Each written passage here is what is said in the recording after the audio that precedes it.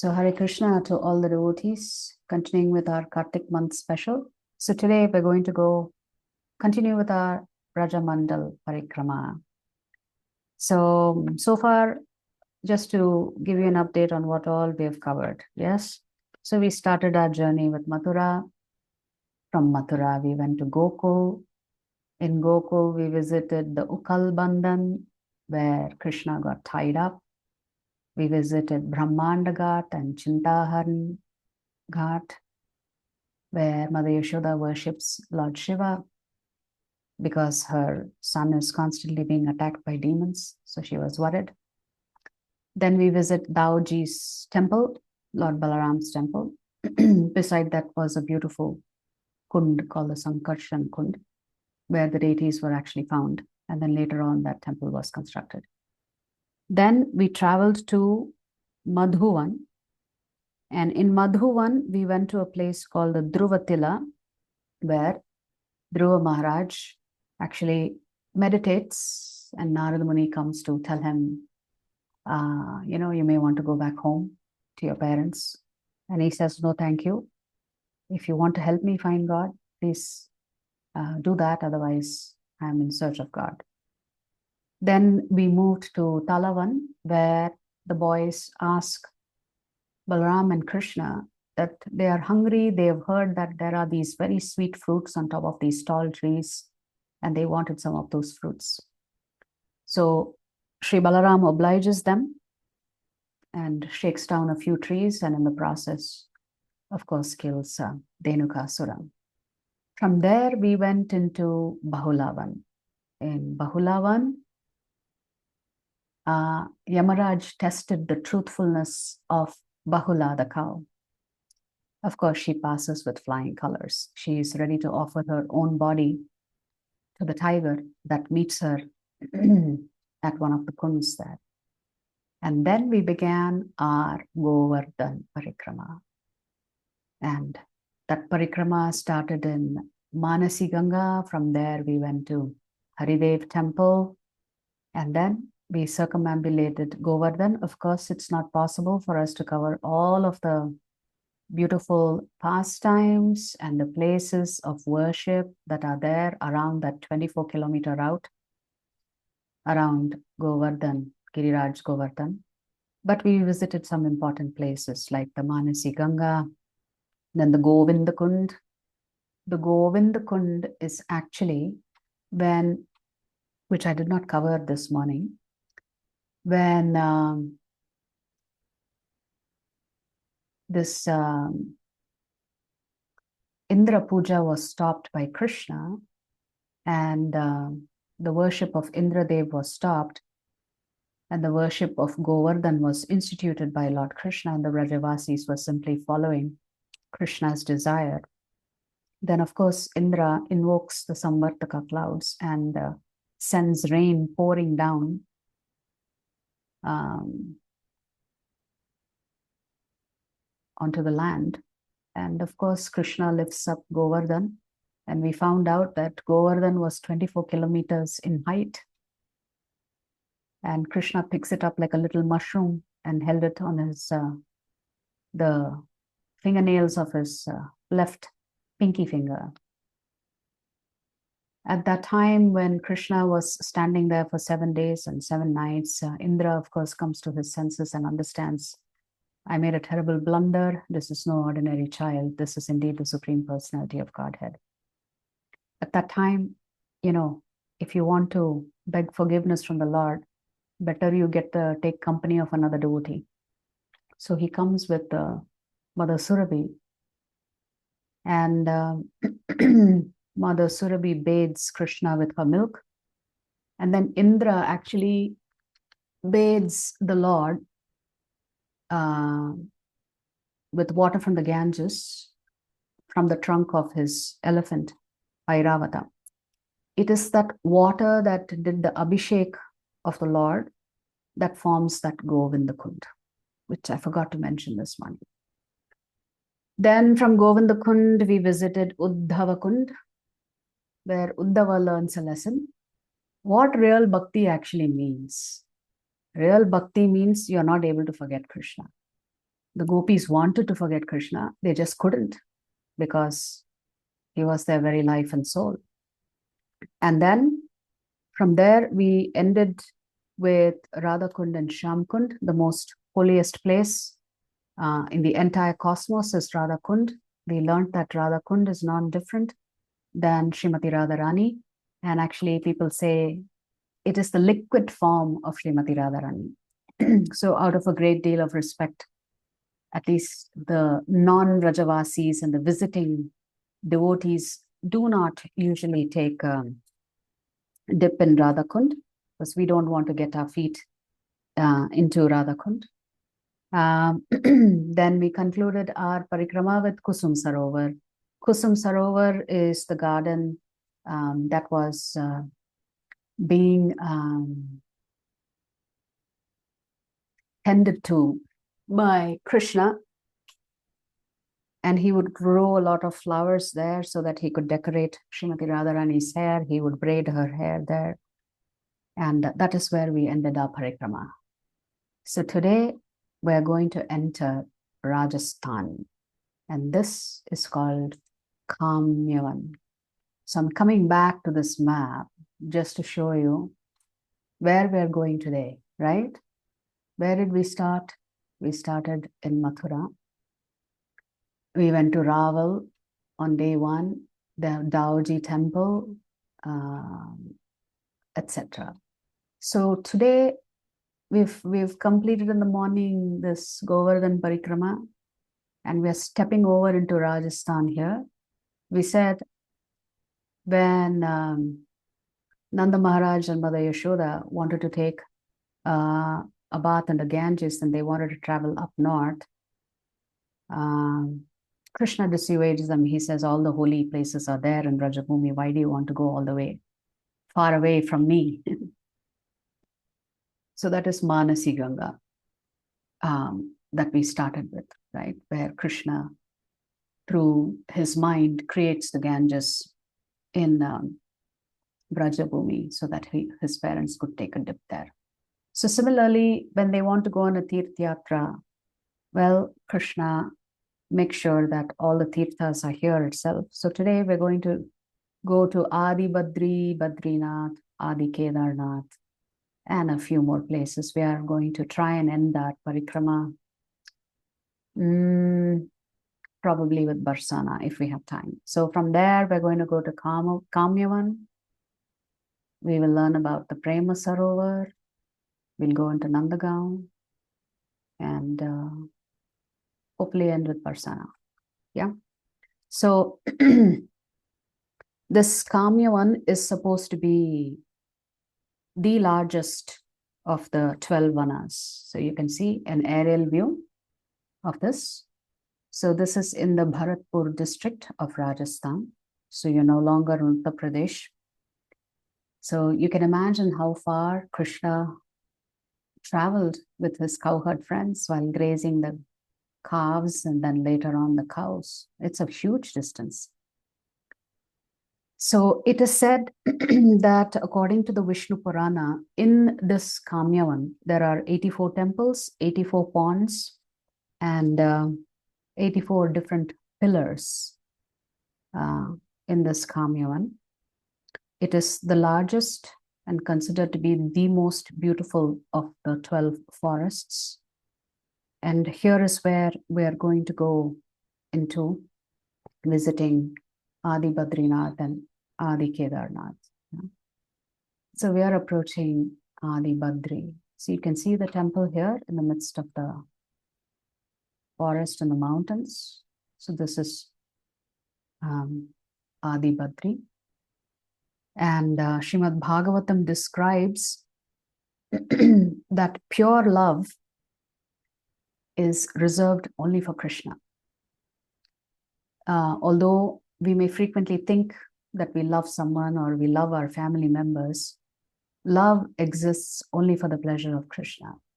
Everything else, as we said yesterday, is considered lust, because lust is contingent on so many things, right? I give you something, you give me something in return. You know, if you're nice to me, I'm nice to you. If you don't treat me nicely, then maybe we have to wish each other goodbye. Something like this. So, so here there are beautiful forests, as we heard, right? There are upavans, different kinds of vanas. So this is a closer view of Adi Badri. And we're going to go in and understand a little bit about the pastimes here. There is a shloka here in Srimad Bhagavatam. Salutations to Sri Krishna, who is the son and the joy of Father Vasudeva and Mother Devaki. Salutations to him who is the boy of cowherd Nanda and who is himself the Lord Govinda. Salutations, salutations to him again and again. Yeah, this is that famous prayer that most of us know. Krishnaya Vasudevaya Devaki Nandanaya cha Nanda Gopaya Kumaraya Govindaya Namo Namaha. So it is said that it is in this Kamyavan that Yudhishthir Maharaj goes through the Yaksha Prashna. It is in this very same forests where the Pandavas also spent 12 years in Vanavas. And this is also a place where Shri Radha and Krishna perform some of their Rasalila pastimes.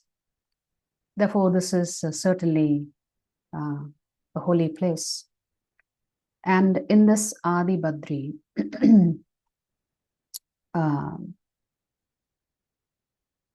this Naranarayana sages, there is the temple here. So our acharyas say, actually the Naranarayana sages appear here first before they actually move and take their eternal position in the Badrinath of today. But they made their appearance here first. So it is said that the Lord is completely renounced, right? One of his 6 opulences is that the Lord is completely renounced. He is not attached to anything. Even though he has created all of us, he has created all of the material cosmos, yet he is very detached. So seeing the austerities of Naranarayana, we'll just look at the deities here. So these are the deities of Naranarayana inside the temple. So by seeing the austerity of these 2 sages, Indra becomes very, very disturbed. So anytime somebody performs great austerities, it makes Indra very nervous. He's thinking, I'm going to be fired from my job and somebody else is going to replace me. So it's quite natural. One doesn't want to lose an important position and a title and the perks that go with it. Yes, who would like to lose a job like that? So what does Indra do? He sends Ramba, a dancer, to disturb the tapasya of Nara and Narayana in this Kamyavan. And when she comes, they just smile at her utter foolishness because Ramba thought she is very, very attractive and she will distract their lordships, Narayana. So at that time, what does Narayana do? Narayana simply pats his thighs in response to Ramba's attempt to distract them from their tapas. So Uru means thighs in Sanskrit. So when Narayana pats his thighs, innumerable apsaras come from his body. They are called Urvashis. So when Ramba sees so many beautiful Urvashis looking so beautiful and dancing so well, she becomes quite ashamed that she doesn't have the talent and nor does she have the beauty compared to Urvashi. And because these personalities come from the thighs of Narayana, they are called Urvashi. So in this way, Indra's attempt to defeat or disturb the penance of Naranarayana is falls flat so to speak, right? So Indra learns a lesson, but looks like he has to learn lessons many, many times, right? He learned a lesson with the Govardhan Leela, and here he learns a lesson with Narayana. So he understands that he really cannot compete with the Supreme Lord. Here is another aerial view of Kamyavan. There are many, many beautiful kunds here. Yes. And that brings us to Adi Kedar. So we visited Adi Badri, and now we're coming to Adi Kedar. So you see all these stairs coming up the mountain until you reach this cave. This cave looks big, but it's very narrow. It is said there are 360 steps that you have to walk up before you reach this cave. And there is a self-manifested linga inside this cave. So once you reach the top, this is what you're going to see.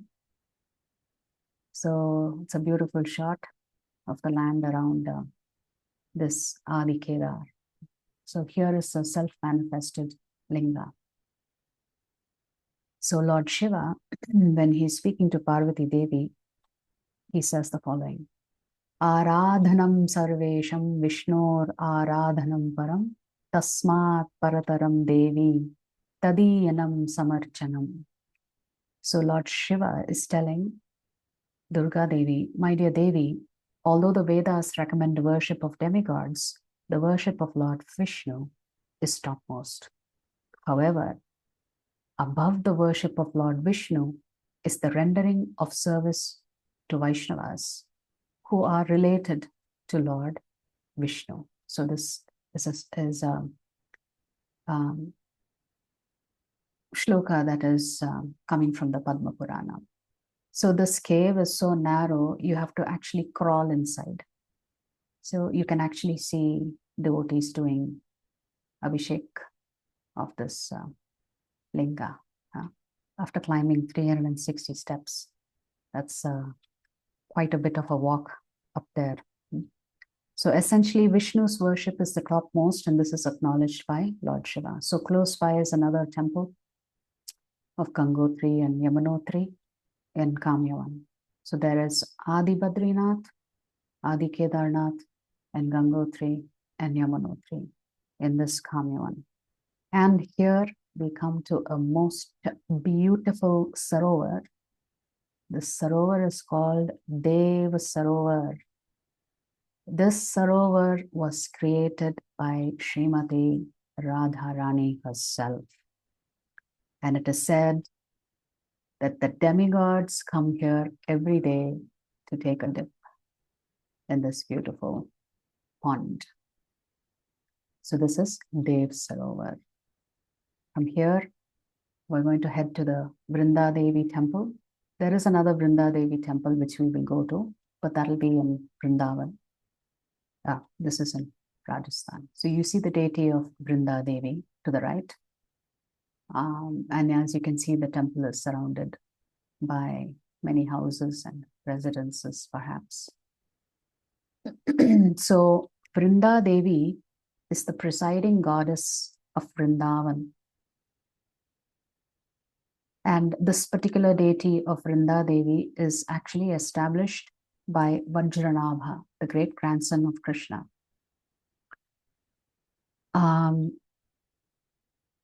When the deities from Vrindavan were being shifted to Jaipur because of the constant attacks by Aurangzeb and others, they had already destroyed many temples and deities. So certainly the devotees want to protect the deities. So Vrinda Devi was also moved. She was originally in Brajabhumi. But then, as the deities were getting shifted to Jaipur, they stop at Kamyavan for 3 nights to take rest. And after 3 nights of rest, when they try to resume their journey to head towards Jaipur so that they could establish these deities there for worship, because it was not safe for them to be in Vrindavan, Vrinda Devi refuses to leave. She says, who will protect the devotees? if I leave Brajabhumi. Yeah. And she says, Vrindavan is a holy place, and my residence is there. So I am the protector of the Dham, and therefore I will not move. Let all the other deities move, but I will stay back. So this is the Mahima behind this particular deity. And close by, you will see the other deities here, Radha, Govind, and then Lord Jagannath, which seems to have Chaitanya Mahaprabhu and Lord Nityananda on the either sides of them. Yeah, very beautiful deities, so nicely decorated, so nicely dressed. They look so opulent. So this is Radha, Govind, and Jagannath. And from here, we're going to come to a place called Setu Bandharameshwaram. No, this is not South India. We are still very much in North India only. You see that little clearing over here? As we take a close-up view of this, you will find rocks. So one day, Krishna was, as usual, having fun with the gopis. And somehow or the other, the conversation moves to Lord Ram and his pastimes. And Krishna says, yeah, that was me who built that bridge. And Radharani and the Sakis start laughing. You building bridges, really? So Krishna got very offended. He's saying, I'm telling you, I was only building that bridge as Lord Ram. And they start laughing at Krishna again. They say, okay, prove it. So Krishna, immediately, with the help of the monkeys here, he builds on the spot the Setu Bandha to prove to Srimati Radharani that it was him in a different yuga who came as Lord Ram. So you see all these rocks strewn about here, and you can see a close-up of these rocks here. So when he was questioned this way, Krishna had to prove his authenticity to Srimati Radharani. Of course, all of this is a Leela, and we need to understand all of this is a Leela. It's not that Radharani doesn't know that Krishna is Lord Ram. But anyway, this is one pastime here. Actually, we visited this place when I went to Vrindavan earlier this year. This was one of the places we visited. And this is a fun place to be, although it looks very different today from, I don't know when this photograph was taken. So this is Fisalani Shila. You know, it is like the slide that children today utilize in the park. In those days, the side of the hill would become the slide itself. So it is said that Krishna and Balaram and the Gopa boys and also the Sakis would come here to enjoy themselves. So you can see some kids sliding down the hill face. Actually, it's not that easy. That rock is very slippery. How do I know? Because I tried it when I visited Vrindavan earlier this year. So we read about Vyomasura's pastime. So again, you can see the steps going all the way up. And you see this little cave here. Yes. So this is the demon sent by Kamsa. The demon comes in the disguise of a cowherd boy. The boys are playing some game of robbers and sheriffs, I suppose. And Vyomasura captures almost all the cowherd boys and locks them up in this cave and shuts it with a boulder. And Krishna throws him from the top of this hill once he discovers, although he knows that he's a demon. Anyway, when he realizes all his friends have disappeared suddenly, so Krishna just kills this demon and throws him from the top of the hill. I don't think we have a picture of it per se. Yeah, we don't have a picture of it. It is said that the rocks actually melted during the fight that Krishna had with Vyomasura. And even today, those melting spots on that rock can be seen if you go visit this place. Yeah. So this is where the Vyomasura pastime happens. And this beautiful shot is a place called the Bhojan Sthali, where Krishna and Balaram, along with all of his friends, used to sometimes have their lunch here. And in the Brahma Vimohan Leela, what is the first thing that the Lord is that Brahmaji has witnessed? He sees Krishna with a paste of rice and curds in his left hand. And they are all exchanging food, right? So Madhumangal will bite a laddu and tell Krishna, Krishna, please taste this laddu my mother made specially. And all these boys would take a bite of their bhojan and then give it to Krishna. So Brahma thought, how can this be the Supreme Lord? I mean, basic principles of etiquette he is not following. First of all, he's got his food on his left hand. Then he's eating foods that have been taken by the other boys. So of course, Brahma gets bewildered. That's why he tests him. Of course, when he comes to his senses, he glorifies the Lord. In this particular shloka, in the 14th chapter of the Bhagavatam, 10th canto, the very first verse. Lord Brahma said, my dear Lord, you are the only worshipable Lord, the Supreme Personality of Godhead, and therefore I offer my humble obeisances and prayers just to please you. O son of the king of the cowherds, your transcendental body is dark blue like a new cloud. Your garment is brilliant like lightning, and the beauty of your face is enhanced by your gunja earrings and the peacock feather on your head, bearing garlands of various forest flowers and leaves, and equipped with a herding stick, a buffalo horn, and a flute. You stand beautifully with a morsel of food in your hand. This is the first scene that Brahma actually sees. And when he comes back to see if Krishna is really the Supreme Lord, and he's bewildered because Krishna has expanded himself into all of his friends and all of the calves that Brahma had stolen. And when Brahma comes to check, is Krishna crying? What is his status? He sees that life is going on very smoothly. Krishna had simply become all the cowherd boys. So for 1 year, Krishna played the part of all of the cowherd boys and all of the calves that Brahma had stolen.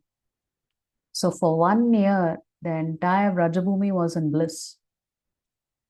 Everybody had Krishna as their son, except they did not know it. And they were wondering, how is it that we love our son more than Krishna? They didn't realize Krishna himself had taken the forms of their sons. And similarly, the cows were wondering, how come we love our calves more than we love Krishna? That's very unusual because in Brajabhumi, everybody loves Krishna the most. Even the mothers loved Krishna more than their own children. The cows loved Krishna more than they loved their own calves. So for 1 year, they were wondering, how is it possible that we love our children more? What has happened? Well, it was Krishna himself who had taken on the bodies of their children and the bodies of the calves. So if you go in, this is what you'll see here. It is said that they used to sit here and they used to put their food into these little couplets that are there, made from stone itself. And from here, they would share their food stuff with each other. Yes. And from here, we're going to come to Barsana. So in Barsana is the very famous Sriji Mandir. This temple is known by other names. Earlier, Barsana was known as Vrishabhanu Puri or Vrishabhanupura. And this particular temple of Srimati Radharani is known by different names. It's called Ladli Lal Mandir, Sriji Mandir. It goes by different names. So she is the beloved daughter of Vrishabhanu. We already went through the pastime of how she appears in a place called Raval, where Vrishabhanu finds her. in little pond on a 1,000-petal lotus, the most beautiful child that you could ever see. So in the Satya Yuga, Lord Brahma performs an intense penance. He knows that in Dwapar Yuga, the Lord, along with Srimati Radharani, are going to come and perform their pastimes here. And therefore, what does he want? He wants the lotus feet of Lord Krishna, and especially Srimati Radharani, on him. So in the tapas that he does, he receives a blessing that he will appear as 4 hills in Rajabhumi. And in one of those hills, Srimati Radharani would place her lotus feet and walk across that hill. And therefore, Brahma received this wonderful blessing of Srimati Radharani walking on him. But this Chaturmukhi Brahma comes as 4 different hills here. Let us see what they are. So another aerial view of Barsana. It's a quite a teeming small city, you could say. You have to cut through some narrow streets to go way on top of Barsana Hill. So it takes a little while to get up. There are more than 150 steps, if I'm not mistaken. Of course, today they've made it easy. You can go on the backside where a jeep will take you all the way to the top, and then you have to walk a little bit of a distance to enter the most famous temple. But before we go there, let's look at this Pilipokra. The waters of this particular pond is actually yellow in color. In this particular picture, it looks green, but when you go there, you'll actually see it is yellow in color. So Srimati Radharani moves from Raval to Barsana along with her parents, and she stays here until she's the age of 6. After that, she gets married and moves to her in-laws' place called Yavat. And Yavat is also a very beautiful place. They have some really beautiful kunds there. But anyway, as they were in Barsana, and later on we'll visit Nandagaon, there were various places where Krishna and Radharani would meet and have their pastimes. So this Pilipokra, once Srimati Radharani is visiting Mother Yashoda to get her blessings, after seeing her beauty, Mother Yashoda internally thinks, I would love to have this girl as my daughter-in-law. And she was so moved, instinctively she takes some turmeric, makes it into a paste and applies it on Srimati Radharani's hands and palms as an indication that she wanted her as her daughter-in-law. So apparently applying haldi on the palms by someone else means they are trying to take you as their daughter-in-law. Now Radharani was very much embarrassed when this happened. So she blushes and runs out of the house. She had taken her blessings from Mother Yashoda and she's heading toward Barsana, and she's thinking, how am I going to enter my house and how am I going to explain that my hands and my palms are all yellow with turmeric? What will my mother think? So she stops here at this Pilipokra and washes her hands of the turmeric. So literally, the color of the water is yellow when you go there. For some reason, it looks green in this particular picture. But it's a beautiful kund. There is a place, I remember in my first trip to Vrindavan, we had a wonderful classes and sessions here. So it's a beautiful place. You can just understand the beauty of these places, right? They are in some remote areas and they are just so exquisitely beautiful and so peaceful, so calm. Of course, we all know the prayer that we recite every day. Tapta Kanchana Gaurangi Radhe Vrindavaneshwari Vishabhanu Sute Devi Pranamami Haripriye. What does this prayer mean? I offer my respects to Srimati Radharani, whose bodily complexion is like molten gold and who is the queen of Vrindavana. You are the daughter of King Rishabhanu, and you are very dear to Lord Krishna. So this actually comes from the Stavamala written by Srila Rupa Goswami. So you can see at the bottom of this particular slide, Srimati Radharani washing her hands. This particular kund is also called Pili Pukut. Now we come to some interesting pastimes in Mayur Kutir.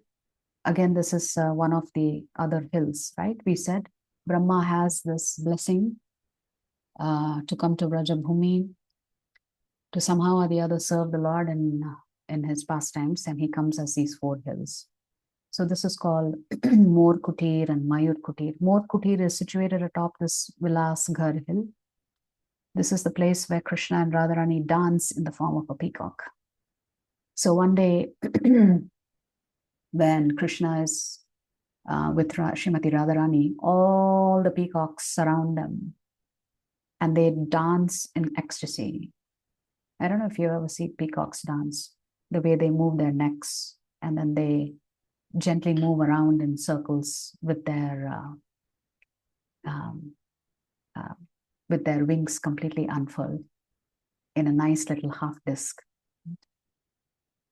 So when they begin dancing like this, Krishna and Srimati Radharani are so enthralled, they also join the dance of the peacock. So they begin to act like the peacock and the peahen, with Krishna being the peacock and Srimati Radharani being the peahen. It is said that Sant Surdas sees this pastime in his dream, and he paints this picture that you see on the bottom of the screen. So if you know, Surdas is blind. So how did a blind person have this wonderful opportunity to make this most beautiful painting of this peacock Leela? So it's a beautiful painting. I do not know if this is the original, but anyway, this may be a replica. So this is Mayur Kutir. And now from here, we're going to go to Sankrikor. So there's some very fascinating pastime happened here. This is actually the meeting of 2 hills. It's slanting like this. And you have to pass through this narrow crevice where the slant is on both sides. You'll see it when you see a picture of devotees walking across this. So what's the pastime that took place here? So Srimati Radharani and her Sakis would be frequently attacked by Krishna and his friends in various kinds of disguises. So they would transport their butter and their milk and their yogurt and buttermilk through this particular area, which is very narrow. So frequently they would be attacked by Krishna and his friends, who were just, up to some mischief all the time. So one day, Krishna and his friends, they had dressed themselves as tax collectors. And when all the gopis, with all of their butter pots and yogurt pots, were trying to cross this Sankrikor, Krishna, along with his friends, stopped them and says, the king has imposed a new tax.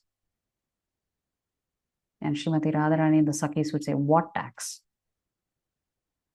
And Krishna would respond, he was in disguise as a tax collector. And he would say, yes, you don't know about it, but we know about it because we are all the king's men. And then Radharani asked, okay, so what is the tax that we have to pay? And Krishna would say, 90% of what you have will come as taxes to us. 10% you can go sell in the markets. So from all the pots, Krishna's expectation as the tax collector was 90% has to come to him and his fraud tax collectors, his friends. 10% Radharani and her Sakis could go and sell in the market. So Radharani was fed up with Krishna and his friends, constantly torturing her and the Sakis in some way or the other, doing some mischief or the other. So they gang up and they come up with a plan. They know Krishna is going to attempt the same thing the following day. This time they are prepared. So what do? They plan on revenge. What is the revenge?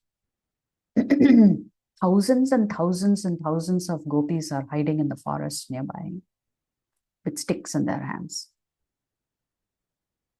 And only Srimati Radharani and a couple of her Sakis try to cross this Sankrikor. Sure enough, Krishna and his friends have come to attack them, break their pots, take their butter, and do all kinds of nonsense activities. So Radharani gives the signal. Yes, the boys are here. So gopis, please come on out. Let's take care of all these boys and, stop all this mischief once and for all. So thousands and thousands of gopis come out from hiding and beat up Krishna and his friends. And beating up was not the only punishment. The punishment was Krishna was dressed as a gopi and made to carry the pots to understand how difficult it is to do this particular seva. So there are some sweet pastimes. You can see devotees crossing this. And you'll see that one side of the hill is fair, the other side of the hill is dark. Yeah, you can see the color difference. So when you cross this hill, in some areas it's very slippery, so you kind of have to hold on and climb down very carefully, because if you slide down, you can really slide down and hurt yourself. So after you cross this little junction where the two hills are meeting, then you go down the hill, and there are some beautiful kundas there. Before you go to the next place, there was one beautiful kund where we went to. There are a lot of monkeys, but it was deep, like it was deep within the earth and surrounded by hills and some temples. I remember we had a class there. His Holiness Rompat Swami Maharaj took a session there. It was so beautiful. Unfortunately, we don't have a picture of that particular kund, but very beautiful kund. Big banyan trees. So the kund, you have to go down. It's like you're going down into the earth to touch the water, because it's at a height. The steps are at a height, and from there you go down. So that is the pastime at Sankrikor. So from Sankrikor, you come down the hill, you visit this kund, you circumambulate the kund, and then you're going to go up the mountain again onto one more hill. But here is a place, it is called Geharavan, and it is said that here Srimati Radharani would dress herself up. So there are two gardens, just like Kusum Sarovar was cultivated by Lord Krishna himself. There are two gardens that were cultivated by Srimati Radharani and her Sakis. One is Nidhivan in Vrindavan, and one is this another name for this one that you're seeing here is called Shringharavan, because here's where Radharani would come and do Shringar, check herself to see how she looks, etc. So one day Krishna comes to visit while she's doing her Shringar. And she asks the proverbial question that every woman may ask. How do I look? Do I look beautiful? That's what she asked Krishna. And this is a dangerous question to answer. You have to be so careful on how you answer this question. And Krishna made a blunder. He said, Krishna smiled and he said, hey Radhike, your face is as beautiful as Chandramukhi, the face of the moon. Radharani becomes very angry. The moon, although it is beautiful, it is hardly spotless. It's got some black spots on its face. So Radharani was disgusted with Krishna for comparing her to the moon. How dare he do that? So she thought it was an insult by Krishna. Then she goes into a rage because her competition in Vrindavan is Chandravali. Krishna would often go and meet Chandravali as well. So she rebukes Krishna very harshly, saying, how dare you compare my spotless beauty to the moon? And because she didn't confront Krishna about Chandravali here, although there are many sweet pastimes of that also. So she leaves in anger and goes to a place called Mangar. So anytime Srimati Radharani gets angry with Krishna, she would come here, to sulk. Mangar means to sulk. This is her sulking place. So this is one of the other hills. So Barsana is actually 4 hills, which are none other than the 4 heads of Brahma. The 4 hills are called Rishabhanughar, Dhanghar, Vilasghar, and this is Manghar. So all of the Man Leelas happen here, which means Radharani gets upset with Krishna and Krishna has to come and try and pacify her. So exactly Krishna tried to do that.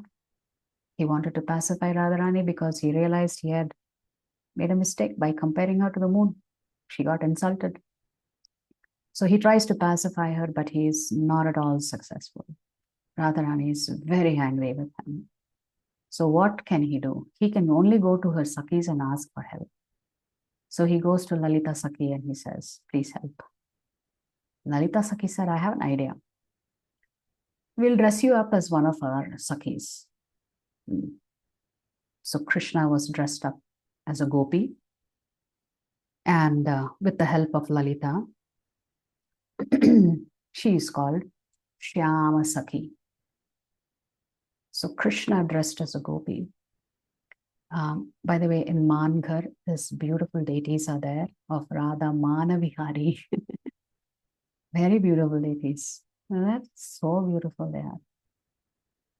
Acha. So you can see Krishna in disguise sitting at the lotus feet of Srimati Radharani here. So Lalita Saki introduces him as Shyama Saki, and she tells Radharani, I know you're very upset with Shyama Sundar, and I have this new Saki, Shyama Saki. She is an expert in singing and an expert in playing the veena. And Radharani looks at this new Saki and she says, I'm really upset with Shyama Sundar. Can you please, uplift my spirits somehow or the other? And so this Shyama Saki begins to sing and play the veena. And as she's hearing this beautiful veena sound and this beautiful voice singing, her anger just subsides. And as her anger subsides, her love for Krishna reawakens. So far she was angry with him. But after hearing this Shyama Saki play this instrument so beautifully, her love for Krishna revives. And as she takes a closer look at Shyama Saki, she realizes, this is actually Shyama Sundar come in disguise. So her anger subsides. And in this way, Krishna pleases Srimati Radharani and she becomes all right. From here, we're going to go to Rishabhanughar. And this is where the most famous temple is on top of this hill, which is called the Ladli Lal Mandir. So again, you'll see this steep flight of steps. So if you come up the stairs, then you have to climb many, many staircases like this. If you come from around behind, which will be on the other side, you are coming up the slope of the hill in a jeep, and then you'll walk probably a kilometer and a half to come to the temple. So the view from this temple is simply spectacular. You can see the entire city from the top of this particular hill. It's very rare to see a picture of these deities because they don't allow you to take photos. But somehow or the other, here's a picture of Ladli Lal. So Ladli is Srimati Radharani, and Lal, of course, is Lord Krishna. So from doing her Shringar to getting upset, here they are celebrated as the divine couple. And this is an aerial view of this temple. So you can see how large this temple is. Yes. The altar is under this roof. Yes. So when you go to take darshan, this place is extremely crowded. It is such a famous place. Lakhs and lakhs of devotees come to visit it. So you can see the beautiful view. Of course, this is taken from a drone footage. But this is a spectacular temple. What is interesting is the deities are kept on top of a huge stage that cuts across. So it's not like there is this beautiful altar, etc. It's just the deities are on this stage. Srimati Radharani is very, very tiny. You can barely see her. And it is always crowded. But the beauty about visiting this particular temple is that the Brajavasis are always singing and dancing in this temple. And there's a great deal of joy and bliss in how they sing and how they dance. For us city folks, it can be a little dangerous because you could get crushed. Because the minute the altar opens, everybody simultaneously tries to move forward and get closer to the altar. And oftentimes, devotees have a hard time breathing because it is so crowded.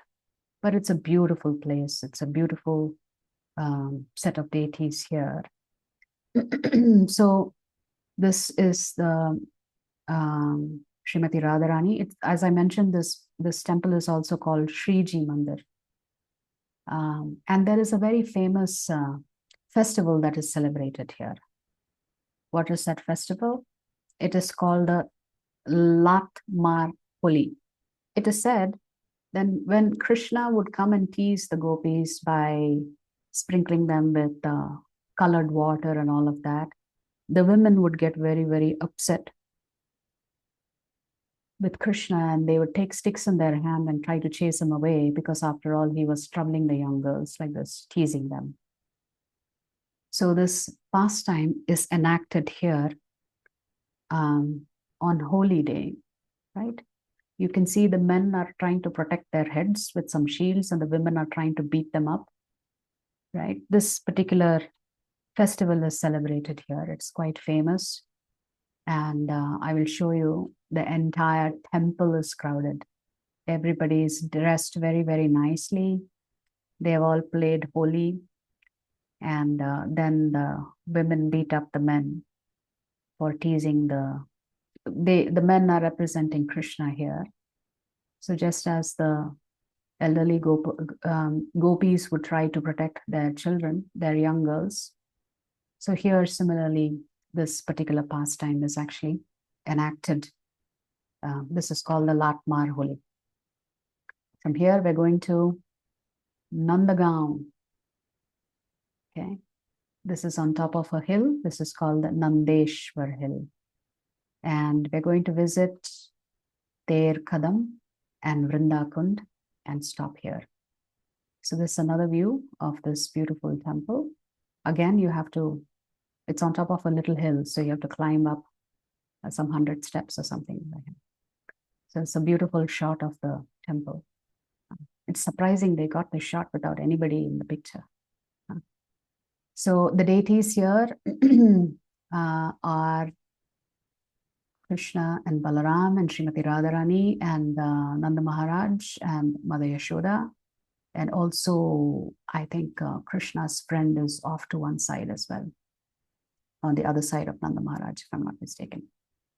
So here, Lord Brahma, when the Brahma Vimohan Leela is completed, he is just thinking to himself, how fortunate are these Vrajavasis. So he says, Aho Bhagyam, Nanda Gopa Vrajao Kasam, Yan Mitram Paramanandam, Purnam Brahma Sanatanam. How greatly fortunate are Nanda Maharaj, the cowherd man, and all the other inhabitants of Brajabhumi. There is no limit to their good fortune, because the absolute truth, the source of transcendental bliss, the eternal supreme Brahman, has become their friend. So Nanda Maharaj is saying, how fortunate are the Brajavasis that they have the Supreme Lord in their midst as their friend, as their well-wisher. So as you come down from this temple, at another level, you will see Nandeshwar Mahadev. And what is the pastime here? When Lord Krishna was born, Lord Shiva was very anxious to take the darshan of his Supreme Lord, but in his baby form. Who wouldn't want to see baby Krishna? All the devatas wanted to see him. So similarly, Lord Shiva also wanted to see. But then he comes in the disguise of a yogi and he knocks on Mother Yashoda's doors. And the minute Mother Yashoda sees Lord Shiva in the guise of a yogi, she says, no, no, no, no, no. My son will be very afraid if he sees you. He's very precious. Hey, Babaji, not right now. I cannot allow my son to see you. He will be very afraid of you. Lord Shiva is very, very upset and dejected that Mother Yashoda is not allowing him to take darshan of his Supreme Lord. So he moves away from this place. He goes to a kund and he's doing deep meditation. He's praying intensely, my dear Lord, won't you allow me to take darshan of your baby form? It is so rare to get this darshan. And when the minute Krishna realizes that his great devotee, Lord Shiva, had come to see him, he starts crying and crying and crying and crying. And soon Mother Yashoda is very worried. Whatever she tries to do, Lala is not pacified. He's just crying intensely. And she calls for an elderly gopi and asks her, what do you think is the problem with my child? He's just crying incessantly. And this gopi very wisely tells her, I think one Babaji came to your house earlier today and you turned him away. Maybe he's upset and he has cursed your son. You may want to invite him to your house and appease him. So Mother Yashoda obviously is very worried. Now, the minute the elderly gopi said, maybe that Babaji was upset with you and he's placed some kind of spell on your son.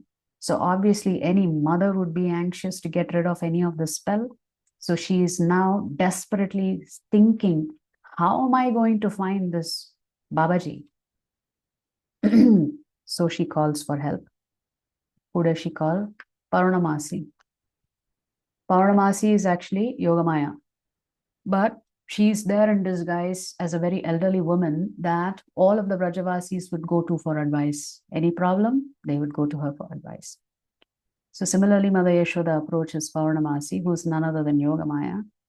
And of course, Yogamaya knows exactly what to say. So she says, don't worry, I will find this Babaji and I will send him your way. But please make sure you please him, because if he's displeased, then, things like this can happen. So the Babaji is located. He comes back and Mother Yashoda says, I'm so sorry. I said no to you earlier, but please come into my house. Bless my child. And Mother Yashoda was thinking, please, whatever happens, don't pick him up. He's going to cry. Of course, Krishna was still crying. And the minute Lord Shiva takes darshan of Krishna in his cradle, Krishna stops crying. And Mother Yashoda is so relieved. So relieved. For 3 days, Krishna has been crying continuously. And now somehow or the other, this Babaji has done a miracle. So she's feeling so thankful to him. She says, you have saved me, and what can I do to serve you? You're a great personality. And Lord Shiva responds. He says, can I hold the child? And so Mother Yashoda gives baby Krishna to Lord Shiva to hold. And of course, Lord Shiva is in ecstasy, holding the Supreme Lord as a tiny, tiny baby in his hands. And then he asks Mother Yashoda, whatever you have fed the child, can I get remnants of that? Because that would really please me. And Mother Yashoda was thinking, I can give you so many riches and so much gold, and you are asking for remnants of what my child has eaten. Okay, Babaji, whatever you ask for. So even today, at this temple, at this particular entrance, before you go up the stairs to actually see the main temple, whatever bhoga they offer to the Lord, that comes as prasadam to Nandeshwar Mahadev first before it is distributed. Yeah. So this is Nandeshwar Mahadev. There are 3 other Mahadevs that are very famous in Brajabhumi. Today we're looking at Nandeshwar Mahadev. And yes, here is the most beautiful Prem Sarovar. So in the Adi Purana,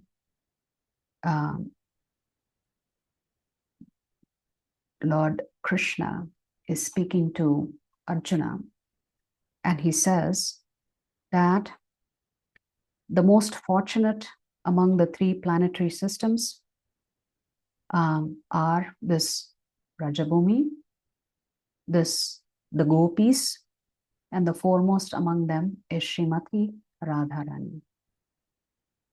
And one day, Srimati Radharani and Krishna and her Sakhis came here to this particular spot. And one black bumblebee begins troubling Srimati Radharani. Because she's so beautiful, the bee mistakes her for a lotus. And a bee is always trying to hover around a lotus to take the honey out of the lotus flower. So this bumblebee was bothering Srimati Radharani, buzzing around her face and irritating her, because the bee mistook her face to be a lotus. It wanted to drink the nectar from her face, but it was disturbing her. So Krishna's friend Madhumangal, seeing that this bumblebee was troubling Srimati Radharani, he drives away the bee. And he comes back and makes a statement. He tells Srimati Radharani, this Madhusudana, he's gone away, he'll never be back. Now, of course, words have many meanings in Sanskrit. So in Sanskrit, the word Madhu means bumblebee. And Madhusudana here also means the Lord who killed the demon Madhu. When Radharani hears this statement, she begins to cry, because she was thinking, my Madhusudana has left me. He's never going to come back. Of course, Madhumangal was referring to the bee, but Radharani was thinking about Shyamasundar, that he's left her and he's never going to come back. And so she begins to weep. Seeing her weeping, Krishna also begins to weep. And both their tears combine to form this Prem Sarovar. So when you visit the Sarovar, you can go down and do some prokshana here. The elixir of love is here in this pond, with both Krishna and Srimati Radharani's tears captured in this kund. Chaitanya Mahaprabhu says in the Sikshastakam, right? Yugayatam nimeshena chakshusha pravishayatam shunyayatam jagat sarvam govinda virahena me. So Chaitanya Mahaprabhu is saying, hey Govinda, without you the world is empty. Tears are flooding my eyes like rain, and a moment seems like forever. So this is what Srimati Radharani was experiencing when Madhumangal said, this Madhusudana, I've chased him away, he will never come back. You know, she just goes into transcendental tears, weeping for Krishna. So at this Prem Sarovar, you will see these beautiful deities of Shri Shri Radha Krishna. And then here is Bhavana Sarovar. So to set that Nanda Maharaj and Krishna and Balaram would take their bath every morning here in this Bhavana Sarovar. And one day, it is also said that the cows, after grazing the whole day, would come and break their thirst. They would quench their thirst here in this Pavana Sarovar. Again, you can see that the Sarovar is quite large. Yeah. It is very large. Yeah.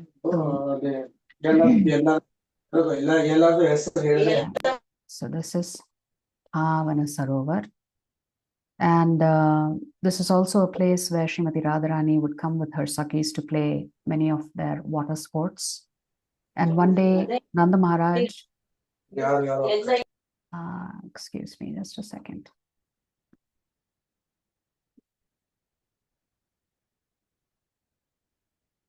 Yeah. So one day Nanda Maharaj wanted to visit Prayagraj to take a holy dip in the Triveni Sangam there. And Krishna asks him, delay your visit. You can go there. You can begin your journey maybe the next day. And the next day, when Nanda Maharaj actually comes to take his bath here at Pavana Sarovar, he sees this beautiful personality standing before him.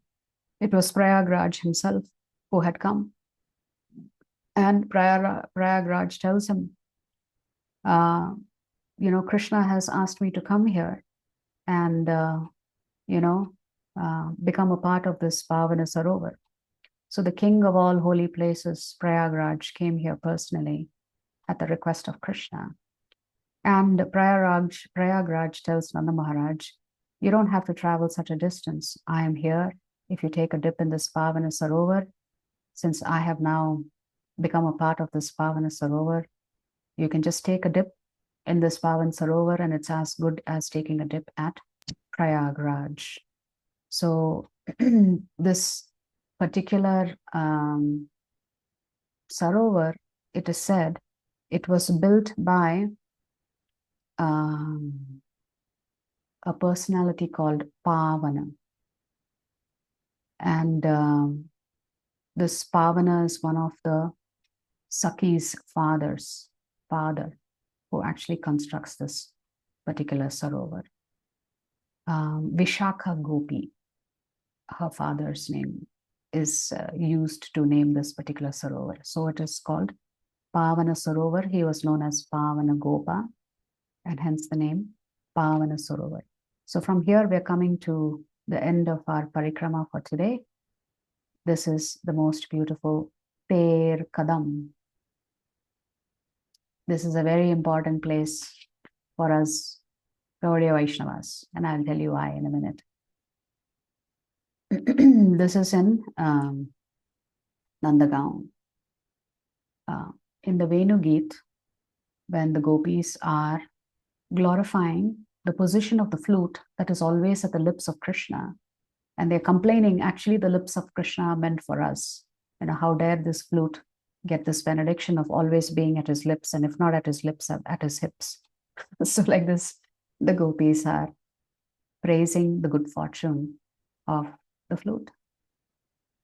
So they say, wearing a peacock feather ornament upon his head, blue karnikara flowers on his ears, a yellow garment as brilliant as gold, and the Vaijayanti garland, Lord Krishna exhibited his transcendental form as the greatest of dancers as he entered the forest of Vrindavana, beautifying it with marks of his footprints.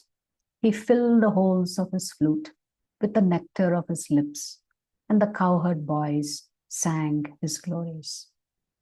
So they're glorifying the position of the flute, that Krishna had placed his lips on his flute. So the flute had a very intimate pastime with the Supreme Lord, being kissed by the lips of Lord Krishna. This is actually the Bhajan Sthali of Rupa Goswami. It is said at Ter Kadam, the boys would gather for lunch and they would hang their lunch bags on top of the trees. And therefore, the trees would all bend down because so many lunch bags were hanging on these trees. So if you visit Ter Kadam, this is a beautiful Kadamba grove. So all the Gopas, Krishna and Balaram would gather here, and the cows would rest here. They would have their lunch here. What is fascinating is you will see the trees are all bent over. The trees are not going up straight.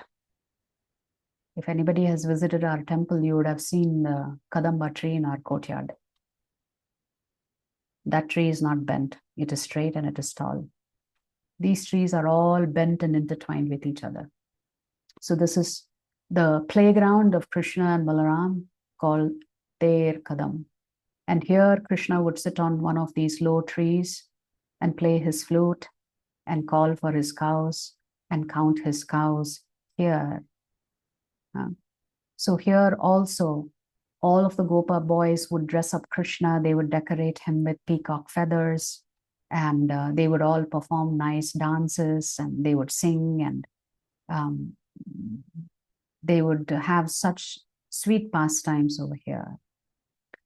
And Krishna would play his flute, and the boys would enjoy themselves here. So what is unique about this is, here is the temple. Actually, here, it's a very small place. It is the Bhajan Kutir of Srila Rupa Goswami. So you can see the Bhajan Kutir. Why is this such an important place?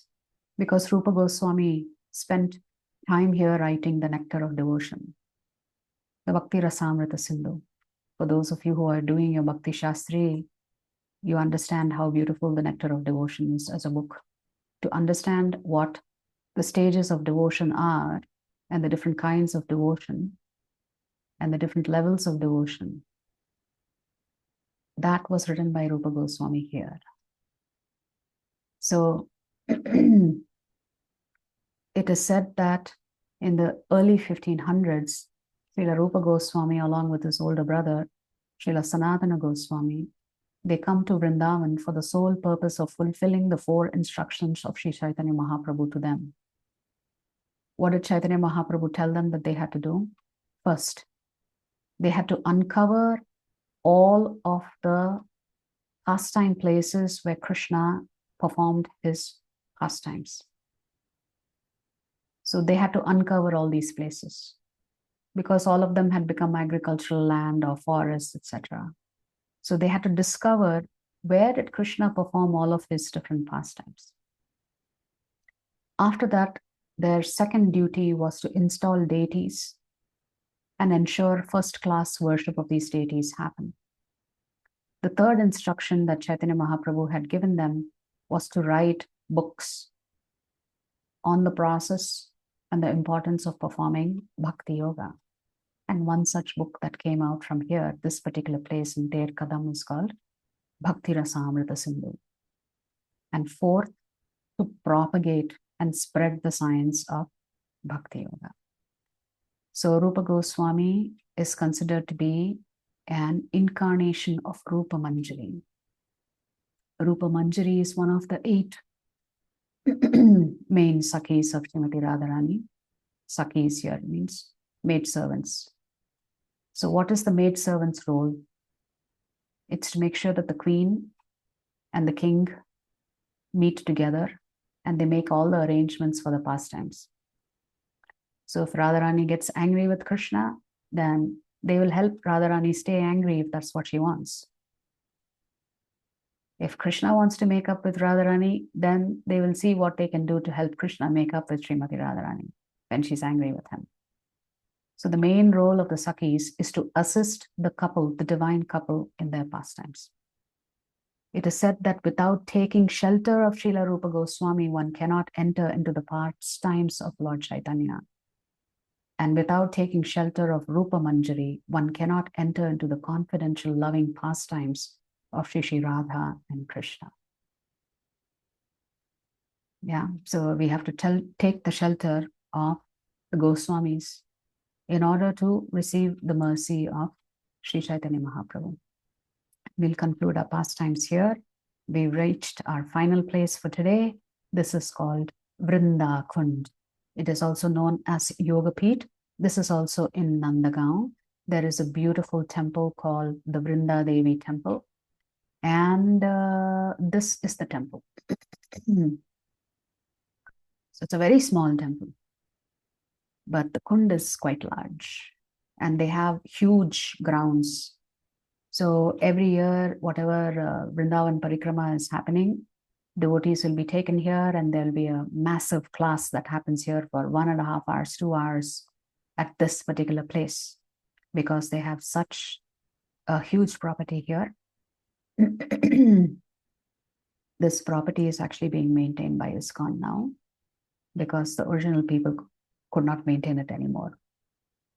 So this is the Vrinda Devi temple. You see the beautiful deity of Vrinda. Yeah, and you can see a lot of Giriraj Shilas here on the altar. You can see our Guru Parampara on the altar. Not surprising because ISKCON is managing this place right now. So in the Chaitanya Charitamrita Adi Leela, there is a wonderful verse about the importance of Shri Tulsi Maharani. Tulasi dalamatrena jalasya chulokena va vikrinite swam atmanam bhaktebhyo bhaktavatsalah. Shri Krishna, who is very affectionate toward his devotees, sells himself to a devotee who offers him merely a tulsi leaf and a palm full of water. So all you have to do is offer with love a tulsi leaf to Krishna, and he's ready to sell himself to you as a devotee so that you could become his devotee. This is a verse from the Gautamiya Tantra that is cited by Kaviraj Das Goswami. Coming back to Srimad Bhagavatam, when Krishna disappears from their midst and the gopis are in just such anxiety and depression, and they begin to search for Krishna. And in one of the verses that we discussed earlier, the gopis are glorifying the position of Tulsi Devi. Kachit Tulasi Kalyani Govinda Charana Priye Sahatvali Kulair Bhibrat Drishtaste Priyopchutaha. O most kind Tulasi, to whom the feet of Govinda are so dear, have you seen that infallible one walk by, wearing you and encircled by swarms of bees? So the gopis are asking Tulasi Devi, as they're wandering around the forest trying to find where is Krishna gone, why has he left them all of a sudden? They feel betrayed. So they ask Tulsi Devi, you are always at the lotus feet of Govinda. And since you're never separated from the lotus feet of Govinda, certainly you must know where he is. Not only are you at his lotus feet, sometimes he wears you around his neck. And when he wears you around his neck, swarms of bees are circling the Tulsi garland. The garland is embracing Krishna. And so the gopis are saying, you are so fortunate, you never leave his lotus feet, you never leave his side. So the importance of worshipping Tulsi Devi has been established in our parampara. And Prabhupada established that we should worship Tulsi Devi twice a day. Therefore, Tulsi Arati is done after Mangala Arathi in the morning, and again in the evening, in the Sandhya Arati also it is done. So there is a great amount of benefit that will come to you if you worship Tulsi Maharani every day. Even if you just water her every day, offer her little flowers, offer her obeisances, circumambulate her 4 times, you get tremendous benefit for worshipping Tulsi Devi. What is that Pradakshina mantra that we have to recite as we circumambulate Tulsi Devi? Yani kani cha papani brahmahatyadi kani cha tani tani pranashyanti pradakshina pade pade. The translation of the shloka is, by the circumambulation of Srimati Tulsi Devi, all the sins that one may have committed are destroyed at every step, even the sin of killing a Brahmana. Interesting. Krishna kills Arishtashura. And the gopis haven't told Krishna, you circumambulate Tulsi Devi to get rid of the sin of killing the cow. Even killing a Brahmana, the sin can be atoned for by circumambulating Tulsi Devi. So who is Vrinda Devi? She's a pure devotee of Lord Krishna. And she is primarily responsible for setting up all of the paraphernalia that is necessary in order for Krishna and Srimati Radharani to perform their pastimes. If you come to this Vrinda Kund, hundreds and hundreds of parrots will be there on the trees. these parrots are considered to be the spies of Srimati Radharani. She wants to check, is Krishna up to some mischief? So news would fly around, except it was done through the parrots. So the parrots are also made available due to Vrinda Devi. So the weather, the trees, the flowering plants, the bees, the peacocks, for the purposes of the pastimes of Shri Radha Krishna, is actually arranged for by Srimati Vrinda Devi. Yes. So she creates a very festive atmosphere for the divine couple, for them to enjoy their pastimes. And it is said that Krishna and Radharani would meet in the early morning hours. And Tulasi Devi is an expansion of Vrinda Devi. Therefore, you will find that a lot of Tulasi plants grow in Vrindavan. So Vrindavan, a forest of Tulsi plants.